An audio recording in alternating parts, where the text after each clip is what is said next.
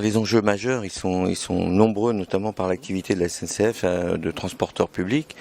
Et il y avait 3 enjeux à ma prise de fonction que j'avais identifiés, qui étaient effectivement la prise de conscience par tous les métiers de la SI dépendance, je dirais, puisque maintenant très peu de métiers peuvent se passer complètement de systèmes d'information.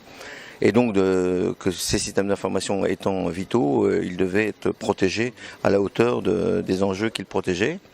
Donc sensibilisation des métiers de la direction, embarquement des équipes techniques et notamment des équipes d'études, développement et d'administration au sein des DSI.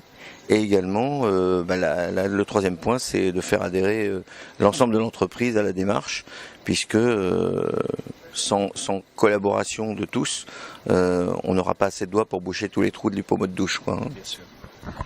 Alors, comment vous voyez évoluer votre fonction ?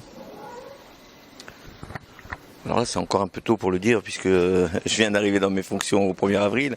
Non, je pense que déjà, moi, personnellement, le poste est rattaché à la direction des risques et de l'audit. Donc, on voit qu'on est hors de la partie système d'information qui pouvait conduire sinon à un discours d'experts entre experts et donc à une certaine consanguinité qui pouvait faire oublier le risque métier. Et donc, le rattachement du RSSI hors de la structure SI permet de parler d'une part d'égal à égal avec l'IT et donc de mieux se comprendre et qu'il n'y ait pas de conflit d'intérêts dans l'organisation. Après, l'évolution future, on voit bien qu'on devient plus des risques managers que des techniciens, surtout à l'échelle des groupes. Mais il nous faut quand même des experts et des gens formés pour finalement transformer les essais.